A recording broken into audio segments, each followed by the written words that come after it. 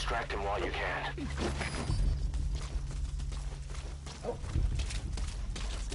I never told them a thing.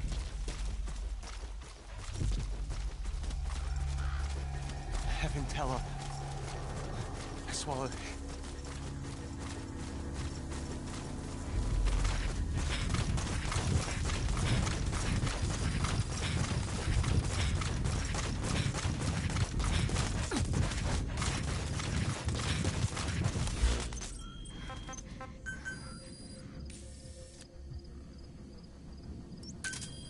Roger.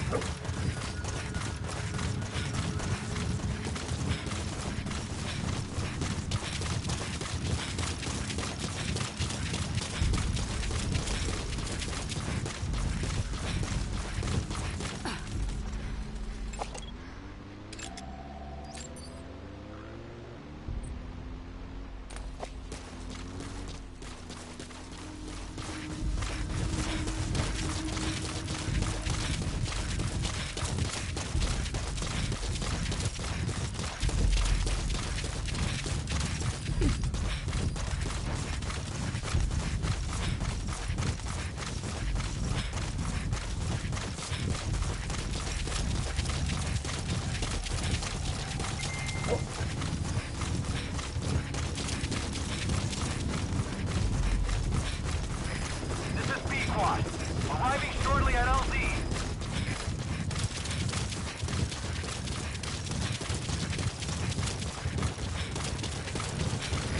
This is Pequod. Have arrived at LZ. Will stand by.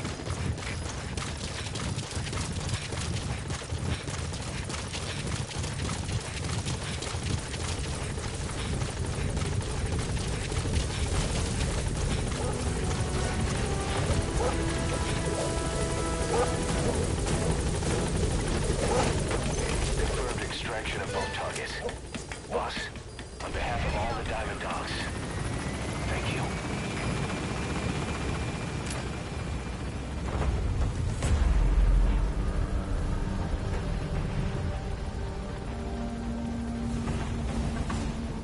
Departing!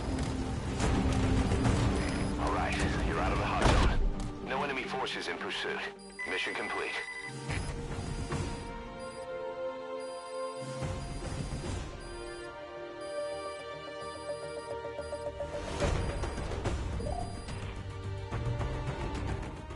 Yes, mission complete. Boss, that was exceptional.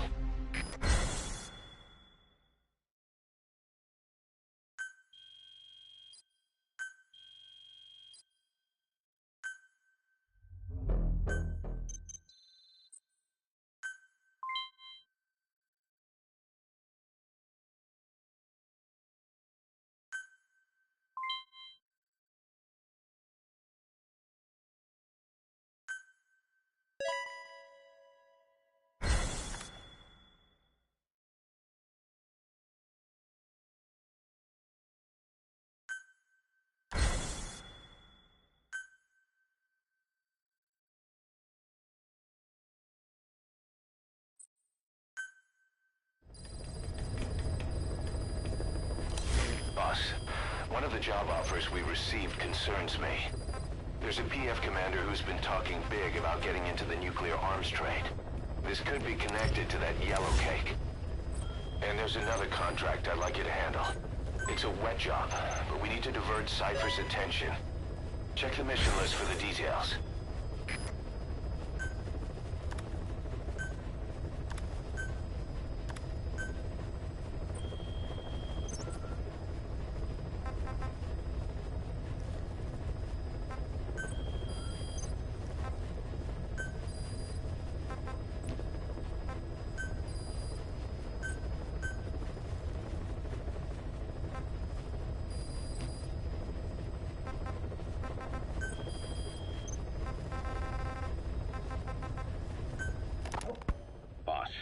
Sorry to keep you waiting.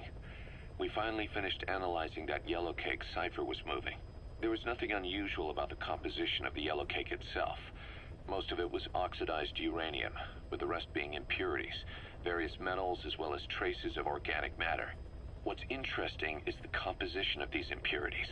When we checked them against the impurities found in the copper ore, it was clear the yellowcake didn't come from Shinkolobwe, meaning they went to the trouble of mining two sources of uranium, then transported them together in different states.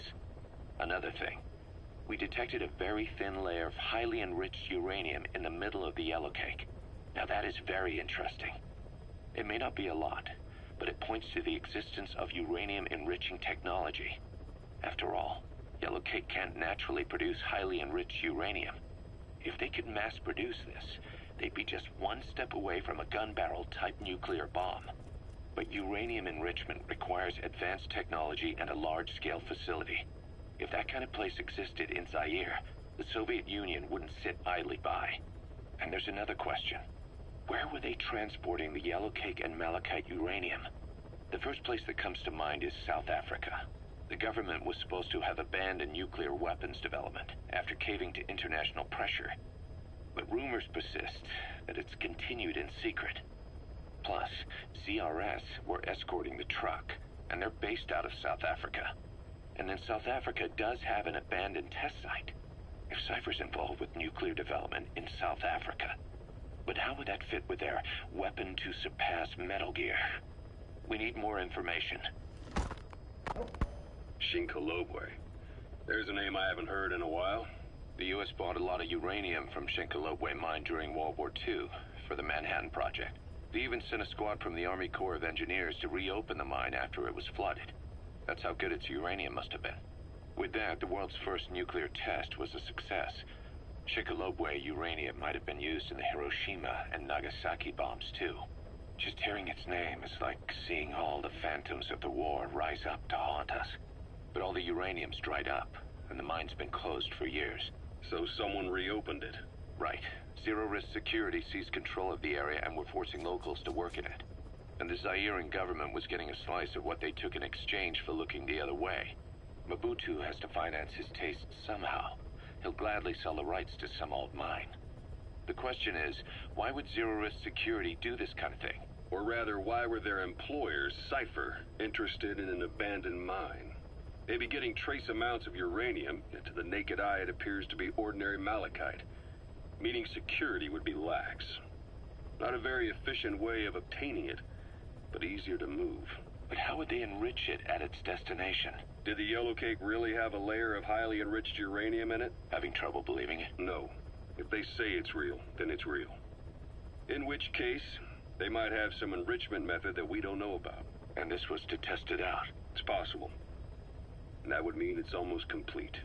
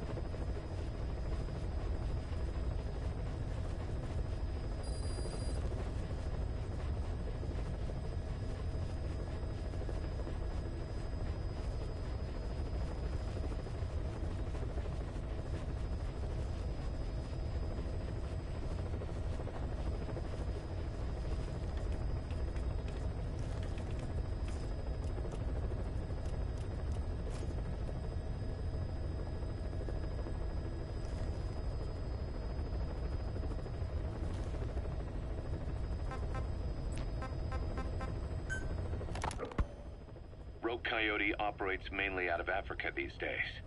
Of the three PFs, they're the smallest. However, they scooped up most of the Rhodesian SAS after the country collapsed 4 years ago. Picture their entire organization as one big special forces unit.